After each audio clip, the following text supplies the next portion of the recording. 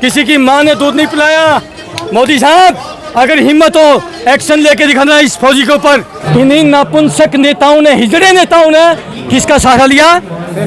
सेना का। क्यों लिया भाई? सरकार तो बेशर्म हो चुकी है। सरकार को शर्म है क्या? इनको बी टीम, सी टीम, डी टीम कुछ भी कहें, ये सही मायने में जो बेचारे बच्चे हैं 89 टाइम्स जिस देश के अंदर 89 बार पेपर लीक हुआ हो, क्या उस देश में उस सरकार को उस पद पर बने रहना कोई उचित है क्या? ये नैतिकता है क्या? अगर जरा सी भी नैतिकता हो, मोदी साहब आप धर्मेंद्र प्रधान को तुरंत प्रभाव से कुर्सी से हटाइए, अन्यथा पूरा देश का चप्पा चप्पा में ये क्रांति गूंजेगी, पूरा देश का चप्पा चप्पा में जाएगी और देश का बच्चा बच्चा इस क्रांति में कूदेगा। बहुत ही कम समय में जो कोई जनता कांग्रेस पार्टी का जो फ्लोर बने वो ऐसे यूं ही नहीं बने, क्योंकि पूरे देश एक विकल्प चाहता है। नाक तक भर चुका है, नेताओं से जनता त्रस्त है, परेशान है। इसलिए इस देश में एक बहुत बड़े बदलाव की आहट है। आहट है बेटा, ये दिल्ली का जंतर मंतर नहीं है, ये देश का दिल है, ये देश का दिल है। और ये दिल के ऊपर जब दिल की धड़कनें बढ़ती हैं तो आप खुद अंदाजा लगा सकते हो कि बॉडी में क्या होने वाला है, इस देश में क्या होने वाला है। इस देश में बहुत बड़ा बदलाव आएगा, बहुत बड़ा बदलाव आएगा। हमारे सराउंडिंग में बहुत बड़े बदलाव आ चुके हैं। आज नेपाल का प्रधानमंत्री ऐसा टकाटक ऐसा एग्जाम्पल सेट कर दिया उसने, ऐसे ऐसे डिसीजन लेता है। क्या मेरे देश में क्यों नहीं हो सकता? ये हो सकता नहीं हो सकता? बताइए, क्या मेरे देश में हो सकता नहीं हो सकता? इस देश में भी हो सकता, होगा, आएगा। ये देश वीरों का है, ये देश, ये धरती, ये लबालब उन वीरों के खून से सनी हुई है। और यही जितने भी बच्चे हैं यहाँ पर, इनको कुछ भी कहो, तुम देशद्रोही कहो, मुझे भी कहेंगे, ये मुझे भी कहेंगे। मेरे दादाजी सेना में थे, गद्दारों सुन लो कहानी कान खोल के। मेरे दादाजी सेना में थे, मेरे पिताजी सेना में थे और मैं खुद सेना में रहा हूँ और मेरा छोटा भाई भी सेना में रहा। हमारी 4 पीढ़ियों ने देश की सेना में देश के लिए लड़े। हम लोग लड़ाइयाँ लड़ी हम लोगों ने। आप इनको कॉकरोच कह करके, इनको देशद्रोही कह करके, इनको देश का दुश्मन बता करके, देश को तोड़ने वाला टुकड़े टुकड़े गैंग बता करके इनको बदनाम करने की कोशिश करो। देश के मेरे जितने भी क्रांतिकारी साथी हैं जो इस देश से, इस मिट्टी से प्यार करते हैं, मैं उनसे भी अपील करना चाहता हूँ, हिंदुस्तान के किसी भी कोने में हो, इस देश का कोहिनूर, इस देश का कोहिनूर सोनम वांगचुक, जो कि लेह लद्दाख की पहाड़ियों के अंदर बर्फों के बीच में से आज यहाँ पर 45 डिग्री के अंदर हुम्मस भरी इस दिल्ली के जंतर मंतर पर भूख हड़ताल पर बैठा है। यदि आपकी आत्मा जिंदी हो, यदि आपका डीएनए सच्चा हो, तो मेरी विनती है, यह पूरी दिल्ली की गलियां भर जानी चाहिए क्रांतिकारियों से और डरने की जरूरत नहीं है। ये फौजी देश के फौजी आपके साथ हैं। किसी की माँ ने दूध नहीं पिलाया। मोदी साहब अगर हिम्मत हो एक्शन लेके दिखाना इस फौजी के ऊपर। आपने पूरे देश को बर्बाद किया है। एक देश के अंदर सैनिक ऐसा है जो न हिंदू देखता है, न मुसलमान देखता है, न सिख देखता, न ईसाई देखता है। एक सेना ऐसी है जिसमें कोई धर्म जाति नहीं होती। हम देश के लिए कुर्बानी देते हैं, हंसते हंसते हर रोज किसी न किसी माँ का लाल ताबूत में पैक होके आता है। किस लिए आते हैं हम किस लिए आते हैं? कि मेरा देश मजबूत रहे, अंदर से मेरा देश मजबूत रहे।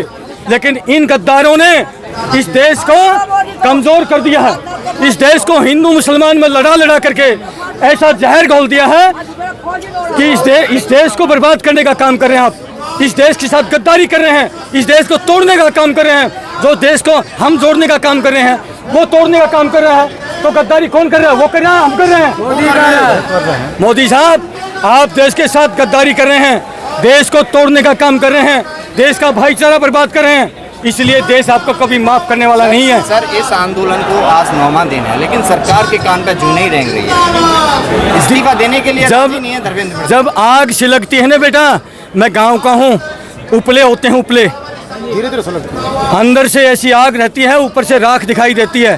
पूरे देश के अंदर आग धधक रही है। और वो उदाहरण कम मुश्किल से 1 सप्ताह के अंदर कितने मिलियन जो है फॉलोवर बन गए थे सीजेपी के। आज भी हैं, लेकिन दूर दराज के इलाके में हैं, गरीब हैं, इतना किराया भाड़ा लगा के यहाँ नहीं पहुँच पाते हैं। लेकिन फिर भी जो क्रांतिकारी हैं मैं उनसे विनती करता हूँ कि ज़्यादा से ज़्यादा यहाँ पर पहुँचने का काम करें, और इन बच्चों का हौसला अफजाई करें, इनको शाबाशी दें। इस वक्त के भगत सिंह हैं। जब सत्ता पक्ष का जो साथ देने वाला कौन होता है? दलाल होता है। कौन होता है? दलाल होता है। सत्ता पक्ष की तरफ से कुछ नौजवान जो है उनकी मलाई चाट करके, उनकी झूठन चाट करके तो आकर के यहाँ पर गुंडागर्दी दिखाते हैं, जय श्री राम फलाना ढिमका जो नारे लगाते हैं, वो उल्लू के पट्टे हैं, उल्लू के पट्टे। मैं राजपूत हूँ, मैं भी हिंदू तुमसे बड़ा जय श्री राम वाला हूँ। और राम तो श्री राम तो राजपूत कुल में जन्म लिया है। तुम हमसे बड़े राम वाले नहीं हो, लेकिन तुम देश को तोड़ने वाले गद्दार हो और हम देश को बचाने वाले हैं। जिस देश में हिंदू मुस्लिम की बात कही जाती है, उस देश में एजुकेशन की बात नहीं होगी बेटा। तमाम राजनेताएं अपनी मंचों से सिर्फ हिंदू मुस्लिम की बात करते हैं, जब हिंदू मस्जिद की बात करते हैं, लेकिन जब हिंदू मुसलमान करने से वोट मिलेगा तो फिर शिक्षा की बात क्यों करेंगे, नौकरियों की बात क्यों करेंगे, काम की बात क्यों करेंगे हिंदू मुसलमान करने से। लेकिन फिर भी मैं कह रहा हूँ देश जाग चुका है। मैं गाँव में रहता हूँ और गाँव, देश की नब्ज़ गाँव में रहती है। पूरा देश जाग चुका है। मोदी को पूरा देश गालियाँ दे रहा है। किसी में हिम्मत है मेरे जैसी जो खुल करके उसको गद्दार बोलता है, और किसी में हिम्मत नहीं, बस इतनी सी बात। लेकिन उनके यहाँ इस्तीफे नहीं होते, वो तो कहते हैं इनकी शर्म है मर चुकी है बीजेपी वालों की। चाहे किसी बेटी का बलात्कार हो, किसी बेटी का मर्डर हो, या कुछ भी हो देश में, इनकी शर्म, इनकी लज्जा खत्म है।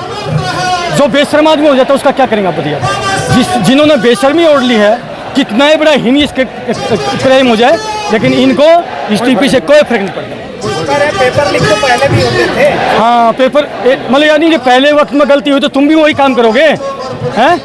बात ये है बेटा, इस देश के हर मुद्दे से आपको दिक्कत हो जाती है। कहते हैं आंदोलन जी भी आपने ये पेशा पकड़ लिया है। कुछ लोग ऐसे हैं कि हर आंदोलन में घुस जाते हैं। ये किसान आंदोलन में भी जो इस प्रकार की उल्लू के पट्टे, मैं उनको उल्लू के पट्टे कहूँगा, उल्लू के पट्टे जो ये बात कहते हैं ना, अगर कोई भी कहता है तो अगर ये बात कहेगा तो उल्लू का पट्टा है। और ये देश आंदोलनों से ही आज़ाद हुआ है। अगर उस उल्लू के पट्टे को ये पता नहीं है तो हिस्ट्री देख ले भाई, किससे आज़ाद हुआ ये देश? आंदोलन से हुआ। किससे आज़ाद हुआ? आंदोलन से आज़ाद हुआ। वो उल्लू के पट्टे कान खोल के सुन ले, कान खोल के सुन ले। बकवास करते हैं। पर ये अब तो आज़ाद है ना देश।